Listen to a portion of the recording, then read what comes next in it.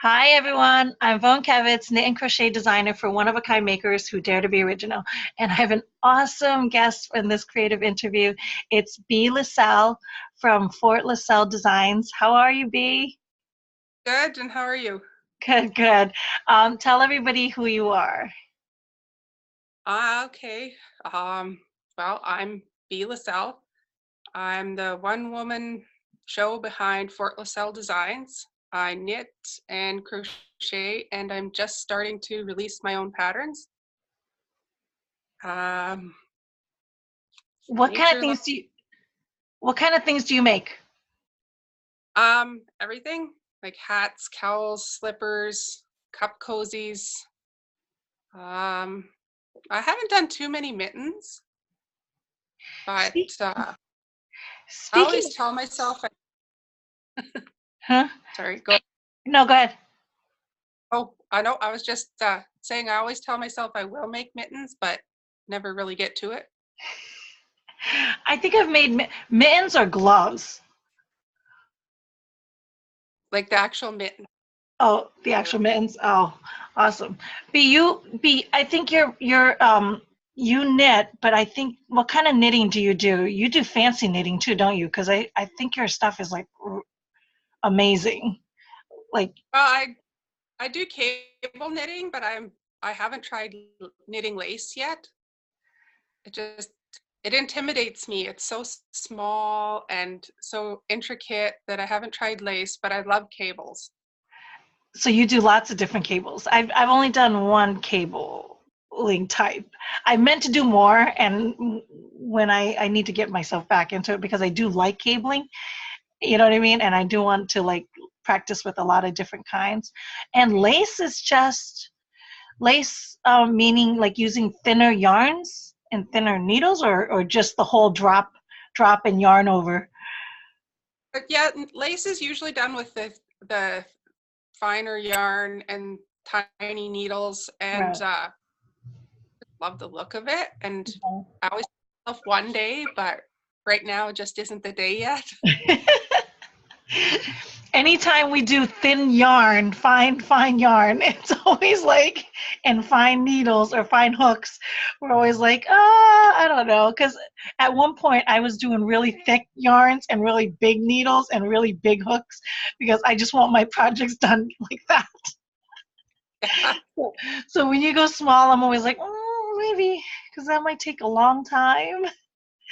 Yeah, So is that like the challenge that you're coming across? I think that I would lose interest because I years ago I tried a blanket. Hmm. I found so like it was just a baby blanket, but I found it so monotonous and obnoxious. I had to push myself through it. And it was just like your regular worsted baby blanket. That was when I was pregnant with my youngest. And I had to literally force myself to finish it. So then I was like, I'm worried lace would be like that. I'd be all, yes, I can do this. And I'd get started and then I'd get about, I don't know, 4 inches in and I'd be like, oh my God, this is taking forever. The only problem I have with lace, if it's a simple pattern that I can remember within 3 rows, four maybe, then it's okay. When you're up to like 8, 9 rows to complete the stitch, and you have to remember the rows, you know what I mean? Like after a while, I'm like, because if you put it down, you got to go back, you know what I mean? Like then I'm like, I don't know if I want to retrain my brain to pick that back up and learn those 8 rows again.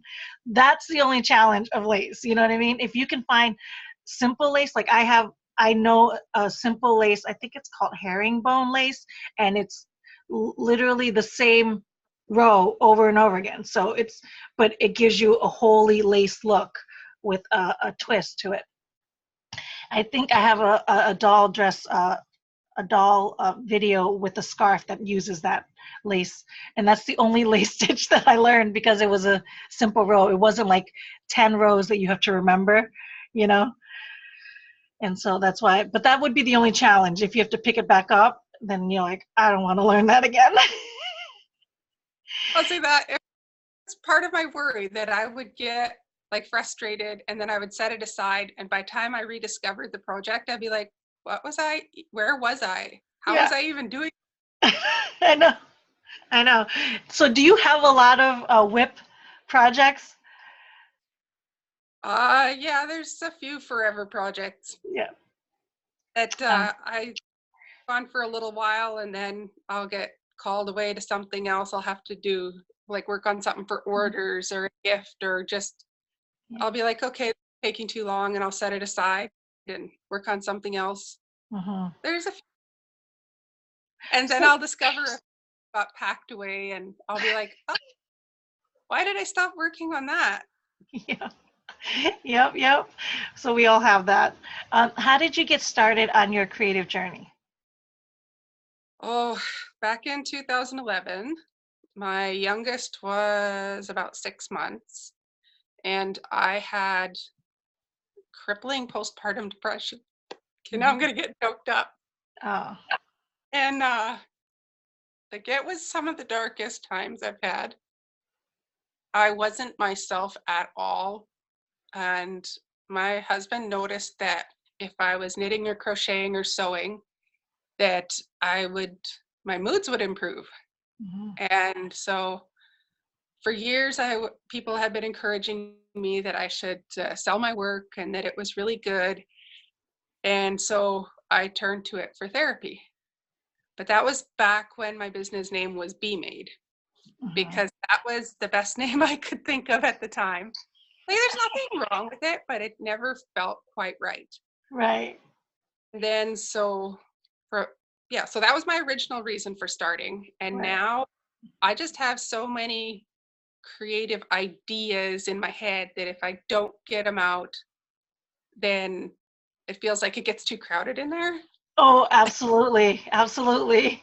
I know that. I know that feeling. I think all creatives are like that once, especially when the creative juices start flowing and you can't control that. It's funny. We always think of like we're always nervous about the drought that what if we can't come up with something? But I feel like we usually have the opposite. You know what I mean? I don't think it's never like us trying to come up with something. It's more like how do we contain all this? Because we don't have enough time to execute everything. So that's crazy. I think everybody, honestly, I don't know one person that doesn't knit or crochet or craft or do something that isn't for therapy. Yeah. I know that's why I did it because it was therapeutic for me. I had just gotten married and I wanted to pick up something to have, you know what I mean? That that let me have a place to go, in outside of what was the big event in my life, which for you it was, you know what I mean, having the baby and so I think everybody does knitting, like crafting for therapy. So that's great. And speaking of Be Made as a simple name, that's why I came up with Vone Knits at the time when it was Vone Knits, because I didn't want Vone Crochets, so so it went to Vone Knits. I was like, and I'm actually really glad that I've forced away from that because that name didn't always, you know what I mean, it didn't settle completely. So now Yeah. to put my product with my name, like it just feels better for me too. What made you come up with Fort Lascelle? Uh, Actually, back in 2008, when I moved into I moved in with my husband. He was just my boyfriend at the time. Mhm. uh, I built a fort in some spruce trees in the backyard for the kids, Mhm. and I started referring to it as Fort Lascelle. And from there, the whole house started becoming Fort Lascelle. It was our fort and our sanctuary. And uh, like I even have a bird feeder out front that says Fort Lascelle Refuel Station. Yeah. So just last year, I was thinking again about my business name and how it didn't quite feel right. And I have thought of like come up with so many different names over the years, trying to find the one that just felt right. And then one day I was sitting there staring out the window at the birds and all reading, and I just read the Fort Lascelle Refuel Station on the bird feeder. And then it was like Fort Lascelle Designs. There we go. Yes. And that's beautiful. So what is your big why for pursuing this solopreneur lifestyle? Well, right now, it gives me a way to, well, because I can't work right now, I've been advised against getting a job outside the home. Hmm. Like I can't drive either, and we live in a tiny little village where job selection is small if you're confined to this one area. Hmm. And so right now it gives me a way to feel like I'm contributing to the family finances, and it keeps like all those ideas we were talking about from clogging up my brain. It gets them out. And I do a lot of charity work as well. And that just, it just makes me feel like I'm I don't want to say spreading the wealth, but like uh, spreading happiness and goodwill, and maybe it'll brighten somebody's day. Yes, let's talk a little bit about that because you you have a big charity that you contribute to yearly. You want to talk a little bit about that? One I just pledged to, Yeah. epilepsy. No, no. Well, we could talk about that too. No, there wasn't. Don't you do one for hats? Like you collect hats every year? Well, last year I did a baby hat project, and then Yes. right before Christmas, I do a fundraiser auction to donate to food banks. Oh, But baby hat project was actually in honor of my oldest daughter who passed away in yes. 2002, and I can't remember how many hats I donated now. Something like 200 and some baby hats I took to the nearest labor and delivery. I And remember that. That's why that's the one I was referring to. And you and do no, no, go ahead. Go ahead.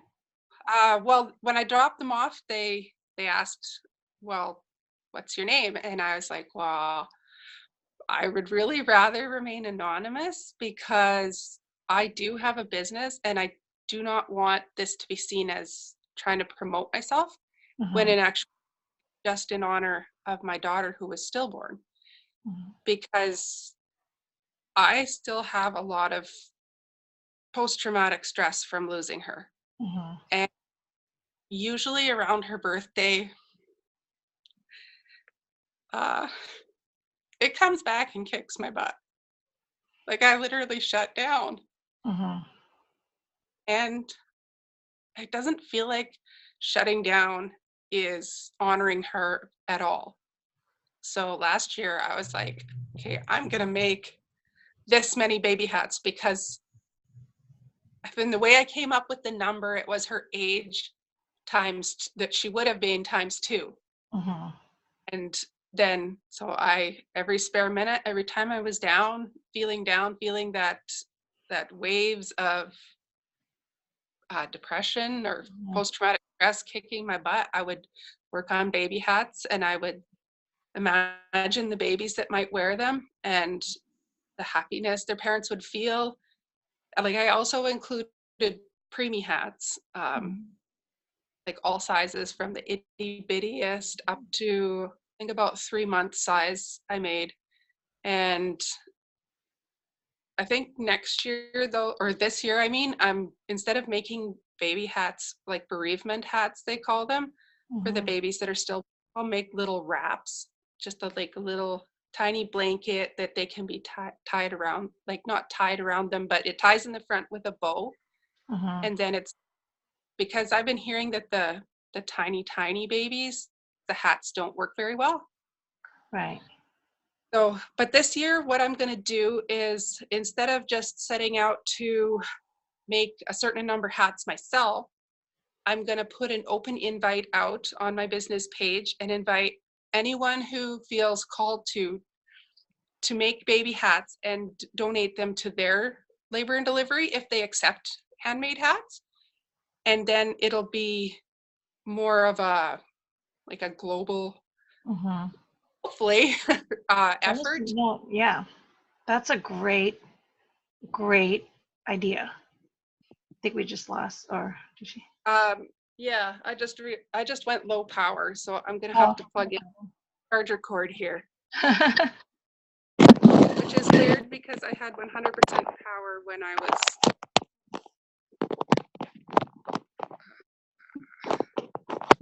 Well, I guess I'll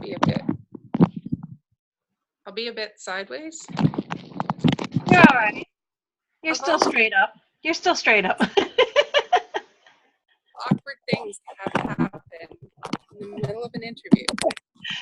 There. Lots of things, trust me.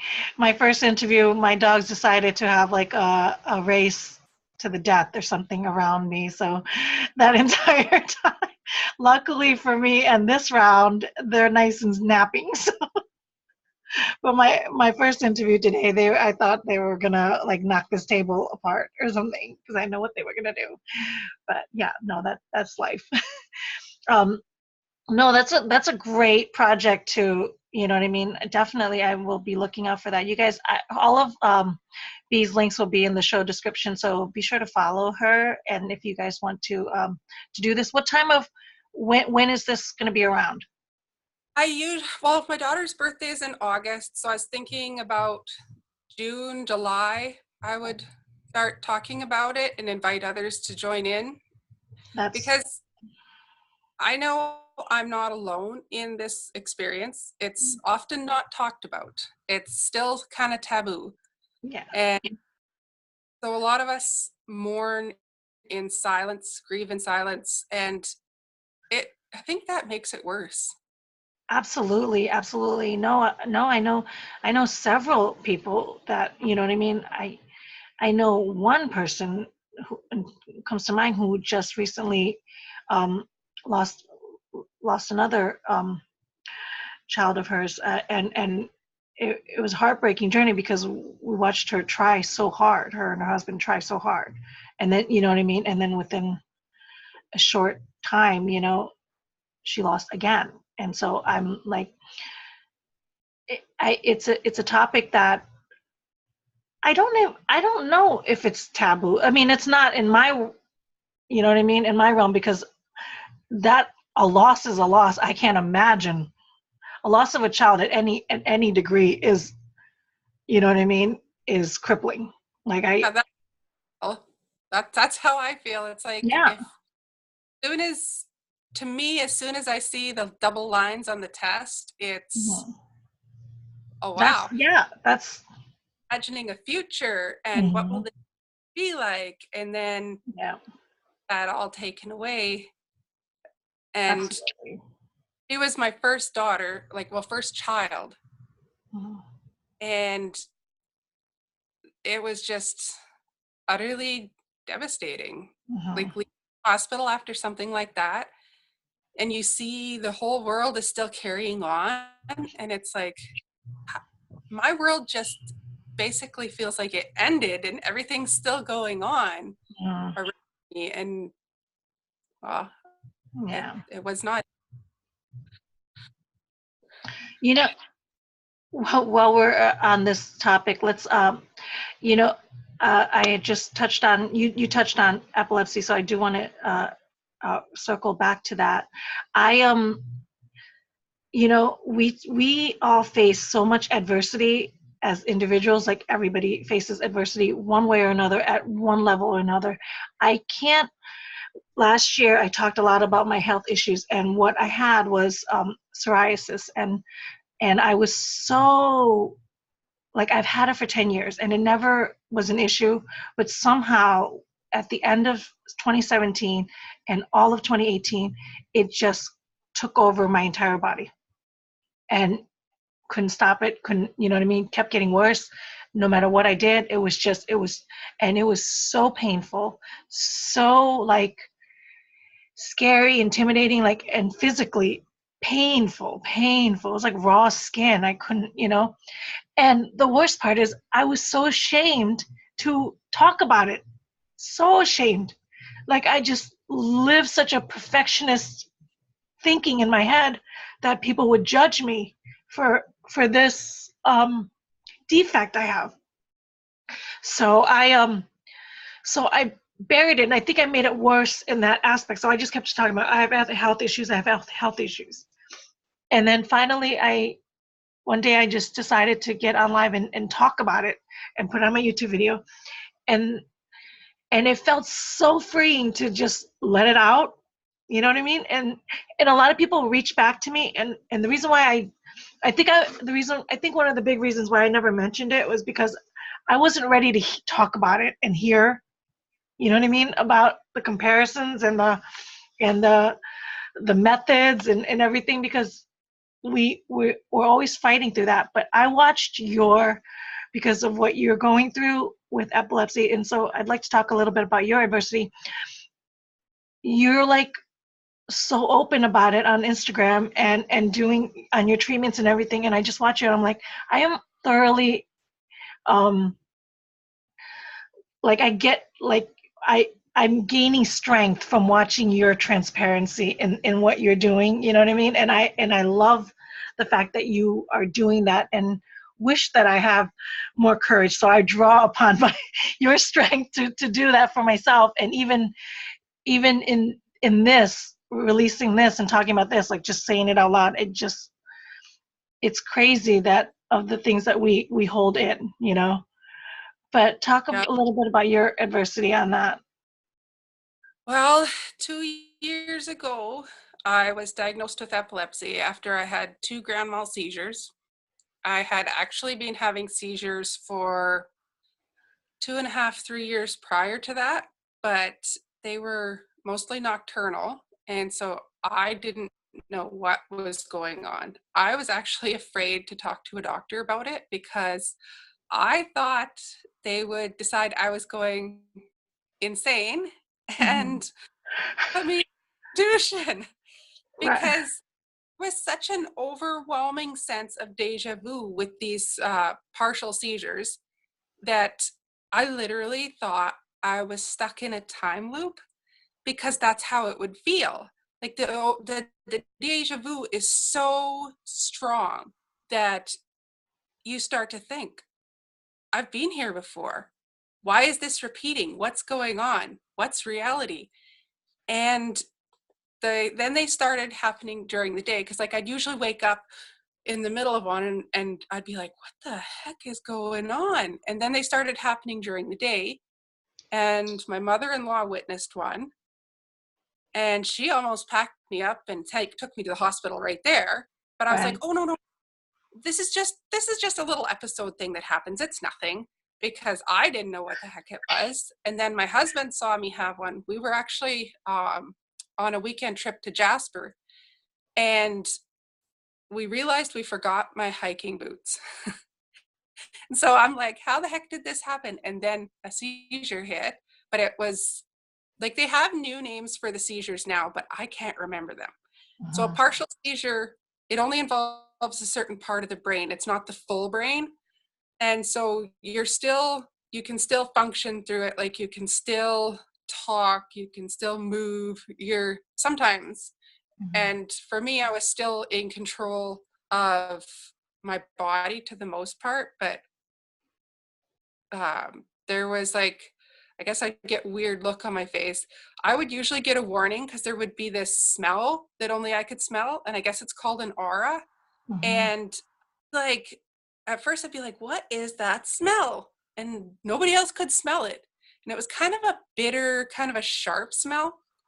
And then I would start to feel dizzy and deja vu, and I'd have a flood of saliva, and I would just be kind of stuck in that until it passed. And at first, they were less than a minute long, but about a year ago, they had progressed to being about 2.5 minutes long. Oh. And then they had also got to the point where I could no longer move during them. Mhm. And I would just kind of be stuck in place, shaking. I can still hear, but my ears would lock onto one sound. I could still see, but it would be like tunnel vision on one, Mhm. locked in. And like that was even on medications. I've failed at least 4 medications. The bad memory would, again, is striking there. I would have to look back through my medical chart. Some of them failed because they just didn't work, and some of them failed because the side effects were just too bad. I Mhm. couldn't, like, totally too, not, they weren't safe to continue. Mhm. Now I'm on the two kinds of medication. There's still seizure activity, and I'm having a few breakthrough seizures. Not anything too bad. Like, I don't have the grand mal where, which is the classic one that most people think of when they think epilepsy. It's the Mhm. one where the whole body goes rigid and you shake and you can froth Yeah. at the mouth and stop breathing. I haven't had any of them since the first two, thankfully. But even with these partials and the seizure, the undetected seizure activity, because most of the time I can't tell now when I'm having activity, Mhm. but I think I'm starting to make connections because my vision will go weird, and I'll feel kind of really like bone dead exhausted. It'll just strike out of nowhere. Mhm. And I think that might be linked to seizure activity. I just completed a 24-hour EEG, and but I won't get I haven't heard back from the doctor. It'll take a while.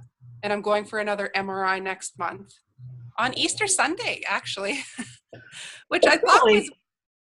but apparently they schedule 24 hours a day, 7 days a week, even on holidays. So I'm like, okay. You know, those doctors, they don't stop for holidays, do they? Excuse me. Oh, Oh, wow.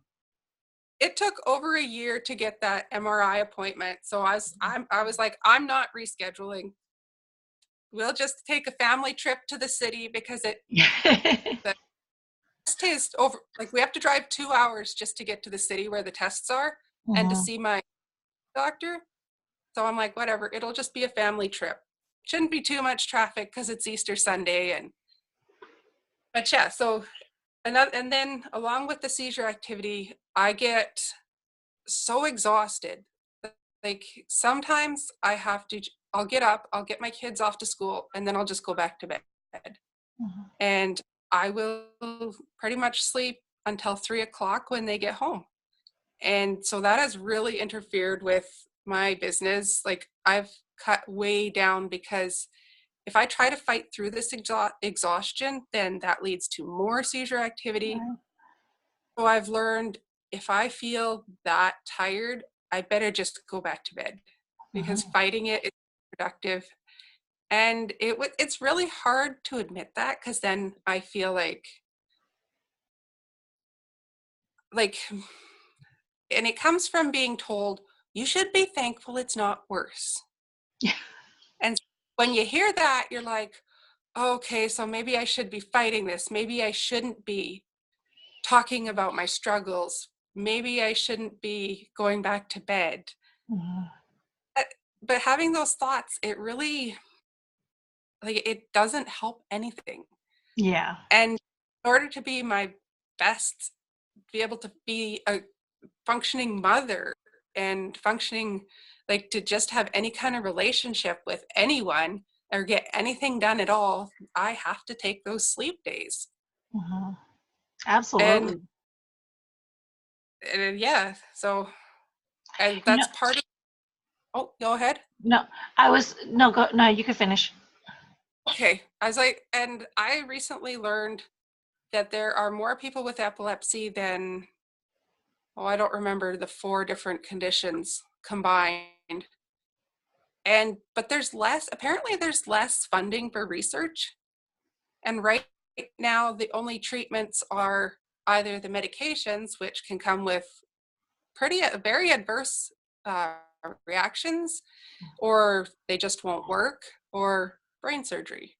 So that's Mhm. why I recently committed to donating 50% of every sale of a purple item to Epilepsy Canada. So yeah, it's a pretty big undertaking, and I have to get busy making purple things. That's awesome. That's a great way to thank you so much for sharing your story about that, because in case anybody is watching this that don't know anything about that, like I don't know, but I guarantee that if if they've experienced anything of what you've experienced, you know what I mean? Hopefully they will act a lot faster knowing that you've shared your story, and then be like, okay, then they won't be so afraid to mention it like you were in the beginning, you know what I mean? And thinking that, because that alone, sharing your story, you'll help the next person not have to hide from that in the future. The other thing is, I want to point out that when you talked about this, what you're going through is 2 years ago, and your name change is a year ago. So the big point of you sharing this story, and the big point of me drawing it out of you, was that you kept going. You kept pursuing your dream and your passion, which is Bea Lascelle, Fort Lascelle Designs. And that's the point, like, that we all have faced adversities, but you take your lumps as they come, but then you keep creating, you know what I mean? Because it can go back to your therapy, but now you have an even bigger purpose for your why, because you want to donate 50% of your proceeds to this cause, you know what I mean, that is highly affecting you, you know, and then millions more that, you know what I mean, that are suffering through it, that can't get the help. So like that's a great, you know what I mean, and that's a great message to share, you know. So speaking of making, so I know you are going through like a lot of adversity right now, but what is your making process on a good day? On a good day, I sit down with a goal and I crush it. I On a really good day, I can knit 2 or 3 hats and crochet some cup cozies and have it all done by the time my kids are done school at 3 o'clock. On a week, I should point Yeah. out, bad week, take me an entire week to knit a single hat, because it's just so hard to focus and to get my hands to do the motions. And it yeah, and so then it's really easy to get down on during those times, because I know I'm capable of cranking stuff out and having this awesome sense of accomplishment, because look at all this stuff I got done, look, all these hats I knit, and this pile of stuff I crocheted, and it was all in the same day. And then I get those thoughts, if I could do this every day, I'd be set. And then invariably the next week or so, I'm sitting there looking at this hat I've accomplished like 3 inches on, and I'm like, why is this taking so long? And so I really have to try to fight the negative self-talk, I guess it would be. Yeah. And realize, you're still going, you're still standing. Unfortunately, my customers have learned they're just going to have to wait longer. Yeah. Have all these plans. I'm like, okay, I've got all these patterns, all these designs in my head that really all they need to be is typed up and tested, and then they could be released. But then just getting across the house to the computer some days is so painful. And because there's a lot of days where even if I wear my glasses, my vision is so wonky that it's hard to read the computer screen.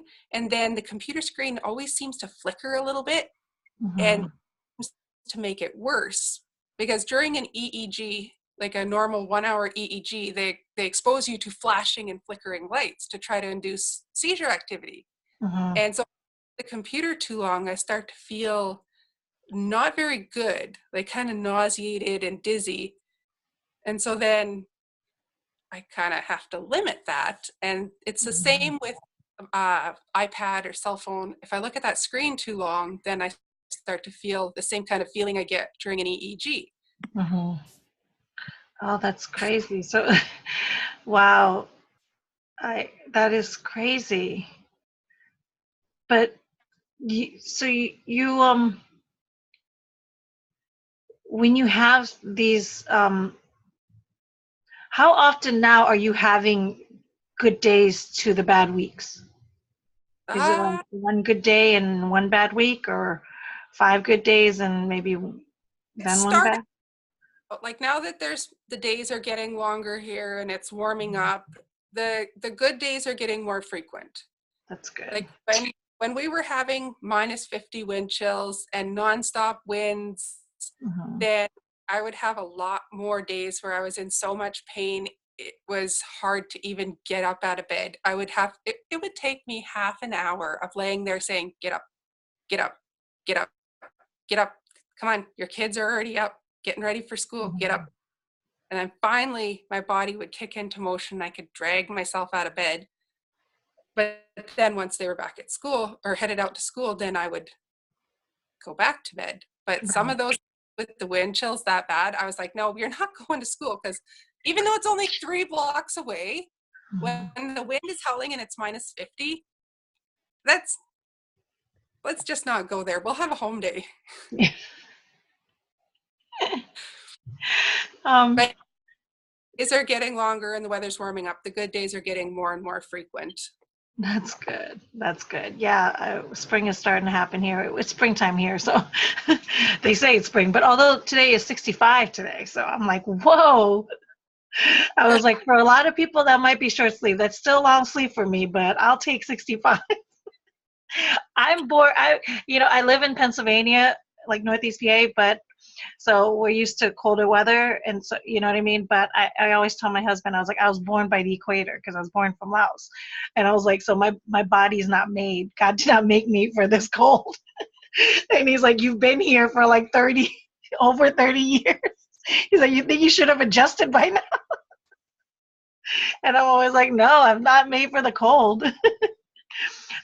Do you have any tips for newbie makers? Yes, just be yourself and do not try to model yourself after anybody else.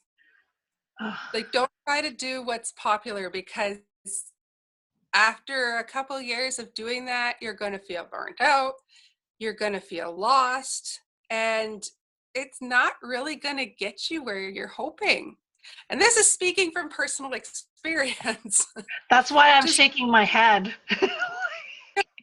let your inner weirdness show, Mhm. because I spent years being afraid to let people in on my personal life and to know that I am just as comfortable under the hood of a vehicle with wrenches and grease all over me as I am holding knitting needles and crochet hooks and yarn. And it burnt me out for a while. And then I slowly started introducing pieces of myself, like what my real personality is and what's really me. And it's just it feels so much better. It doesn't Uh, feel like I work hard to maintain this image, that I can just be me, and I yeah. can just be like, this is me and this is how I am. That is a great tip. That might be one of the best tips ever because I I too suffered from that same thing when I first started out. Is I because I knew how to make everything. I could make everything. I could make anything anybody wanted, and I did it, and I burnt out so fast. I burnt out so fast, and and that's why I was like, that's why I did the decisions that I made and just solely made scarves, and then I stopped. That's why I completely got rid of doll making altogether, was because I was like, and taking any custom orders and taking any, you know what I mean? Because I got to the point where to prevent any more burnout is I'm only making the things that I want to create. And it took a hit in the beginning, and it took courage for me to settle upon that. And I had to, like, a lot of people were like, well, why? I'm like, you know what I mean? I had to get the strength to stand up for myself and go, because this is me. You know what I mean? And I had to be okay with it and not have to worry about what other people thought about me trying to make what everybody wanted me to make. You know what I mean? And trying to follow what all the successful people were doing. And if I wanted to be successful like them, I needed to be doing what they were doing. And it get to the point where I'm like, after the burnout, I'm like, I want to do the things that I want to create that bring me joy, that light me up. And for the longest time, it was scarves. And now I've added making handbags. And so I'm into full on accessories. And I had every intention to eventually go into it, but I needed to have the courage to dive into this world of bag making, you know what I mean? And everything. So again, taking more courage, but pursuing the things that I want. You dropped you. My It's phone that cord, isn't it? That cord is really fighting you today. No worries, you're not the first interview that dropped. So that was a really great tip. Do you have any habits and rituals that you do daily? No, I don't think so. It used to be make a pot of coffee, drink a couple really quick, and then sit down with one that I wouldn't drink so fast. But now it's and for a while sorry, I'm trying to adjust this camera or this phone here so it doesn't fall again. And for a while after I quit coffee, I would drink dandelion root tea because it's similar. But Mhm. now, like, I had to have one every morning or it didn't feel right. And now I guess I finally crushed the habit because now I only make tea if I'm like, oh, I'm cold, I should have a tea. Or, oh, I could sit down and kind of make myself slow down and sip a tea. But no, I don't Mhm. really have any set habits or rituals anymore. That's interesting. Um, how do you invest in yourself? Mostly get out in nature. That's a good one. Get out, get as deep in the forest as I can, and just because I can feel all the buzzing, all the noise. Like, the weird fact about me, I feel sounds. If there's uh, if I'm too close to the power lines, I can feel them buzzing, and it's like an assault on my body. So if I go out in nature, there's no buzzing. There's just silence. Well, there's the birds and everything, but Mm. that's soothing sounds where in any kind of town, especially if I go to a city, that's all like sounds that I can feel. They feel like I'm being bombarded with. So if I head out into nature, then I feel all the tension flowing out. My kids can run around me, exploring, learning. And yeah, that's my favorite form of self-care. That's actually, I associate you and forest and woods with your brand for the longest time. For the longest time, because I think you had beautiful pictures out in nature, and you always had your knits and crochets and your stuff out in nature, right? Nature is like your greatest background on your photos. It's always been that's what I've always associated with you to that. Well, So like that was the part of the way I tried incorporating myself, my own personality and life into my pictures as I started including little bits uh of like nature and stuff. Like one thing we do when we're out, especially in the spring, is we look for shed antlers. And mhm. then those antlers I make into buttons. And well, just to clarify, a shed antler, a deer, like deer, elk, moose, and some other animals, every spring they drop their antlers. Like they Mhm. just right off. Fall And then off. they that. Right. And it's like a treasure hunt to go out and see if we can find some of those. Mhm. And so far we've found antlers from deer, moose, and elk. And I guess another form of self-care is just taking those antlers and cutting them up into buttons or pendant blanks.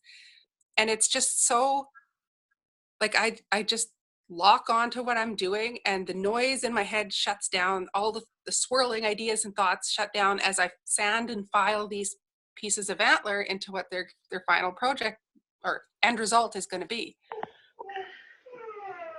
That's amazing. Do you sell those? Do you make those Um, and sell them? I want I want to add them to my lineup this year. Like I have all these like, pendant blanks cut Mhm. that just need to be sanded, and then like button kind of sizes. Yeah, Once I sand them, and like these can either be toggle buttons, or they could be like a great. neck pendant kind of thing. Mhm. And cut, I just need to get them sanded and the holes drilled in them, and then hopefully I can add them to my product listing, because people have always asked, like, where do you get your antler buttons? I make them. Yeah, that's so fascinating. I have seen that. I love doing stuff like that. I love using like, especially now that I'm thinking about of all the ways to make handbags. Like I want to make with different mediums and using different um, objects and fibers and different like leather and you know what I mean, like with yarn, like something other than yarn to complete the bags and like that. This whole shed antler stuff is absolutely fascinating me. You know, that's great. And you actually use them in your products. That's awesome. That's awesome. I can't wait for you And to sell them. Yeah. because the antler is naturally porous, you could also, if you're into into essential oils, you can put a drip Mhm. on the antler piece, and then it naturally diffuses. So I've made each of my kids either a pendant or a ring, Mhm. and they can put whatever essential oil on it they want, and they can smell it all through the day. And it's not all directly like, because some of the oils you don't want to rub it directly on your skin I was because gonna they're too say, hot. yeah. Uh-huh.